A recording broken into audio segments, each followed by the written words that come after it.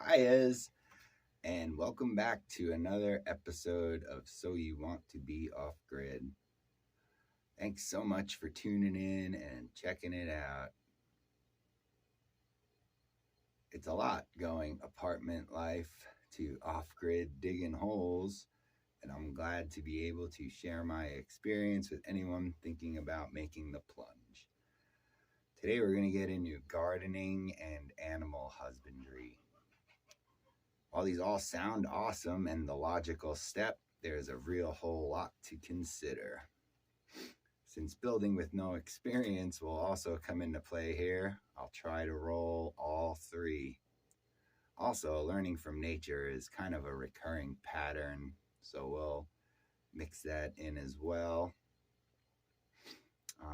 Your first consideration is going to be land space. Chickens are a really good way to get into the feeling of a feeding, watering, loving relationship with your animals.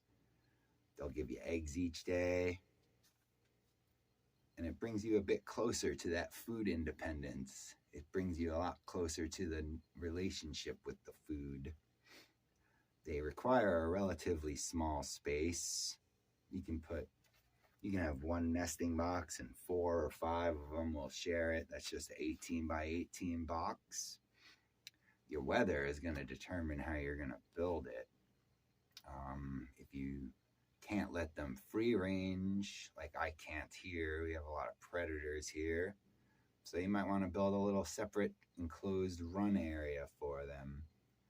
Shade's very important for animals in the summer. Automatic feeders and waterers are a pretty good idea, so you could fill them and, at least you're not having to worry about it if you have to go to town for supplies one day. You don't just have to throw it on the floor. Pretty much from chickens, you just scale up your size, pigs, goats, cows, llamas, horses, mules, whomever. They all have similar needs: food, water, and shelter. So a bigger area. I've seen chickens free roaming with all the other farm animals. It's really your decision as to what you'd like to be producing. Each animal offers its own special ingredient, which respectfully we can relearn the relationship on our own land. Something cool too about animals and building stuff with no experience is they don't mind if it's out of square or if it's not level. Animal enclosures are a really great place to learn what works. They'll let you know when they escape that they can get out. It also teaches you how to build. You'll be building and you'll see, oh, I could have done this. And then next time, blam, and you've learned something. Whatever animal you do decide to raise, there's going to be predators. So you're going to need to build that accordingly. I hear goats jump pretty high, so you got to be mindful of your fence height. Pigs will dig, so there's that. I don't have much experience. I'm not raising any animals here other than the chickens. But I do understand the general mechanics and the scalings needed to extrapolate the system up. Gardening is also another great building lesson. You'll learn from nature about what you need to guard against, what you need to work with. And the plants don't mind if it's not 90 degrees and 1.5 inches off center or however. But you'll want to do it nice, and you'll be paying attention and you'll be giving it your best. So naturally, you're just going to learn. Structurally, they'll need to stand up. So that's a win, or you learn how it doesn't work. Either way, you're learning. The USDA has localized our country into different growing zones. So what you'll want to do is you go to their site and learn yours. And from there, you can plant and plan accordingly. Soil, nutrients, irrigation, just how you're going to if you're going to do containers, fields, orchards, if you're going to do aquaponics, if you're going to do hydroponics, there's just a lot of different options. Nature, again, will help you figure out what you need for shelter. A weather app or even a personal weather station on your land is a pretty good idea. It'll help expand your knowledge and increase your success rate, helping your plants. Shade covers, windbreaks, small mammal protection, downpour diversion, birds swooping, moles digging, lizards, insects, so much to consider. The better you can make your odds, the more fruitful your harvest will be. What's that saying? Oh yeah, you reap what you sow. Time and consideration of the elements will assist with whatever you're wanting to raise, grow, or even produce. Because after all your hard work getting it built, the harvest starts. Where are you going to store it all? Are you going to process your own animals? There's a lot of cool options like canning, fermenting, freezing, dry storage, dehydrating.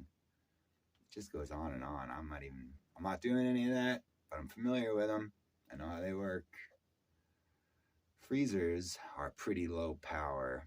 So depending on what your harvest is looking like is depending on how much power you're going to need. Canning, you got to boil. Fermenting, you need real sterile environments.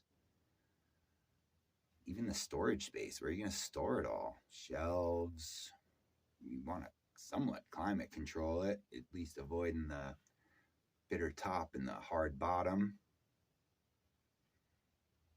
All of this, building and gardening and animal raising, can all be done without being plugged into the power grid. Lots of water pumps will run on 12 volt or even gas. A handsaw works great if you're just making a couple of cuts. You can mix your own concrete in a tub or a bucket or a wheelbarrow for posts and whatever. Gravity feeding your water and feeders are a pretty nice method. Of course, aquaponics and hydroponics are really good. Sure, it's a big initial water fill, but depending on the location of your setup, you're just only working with evaporation at that point.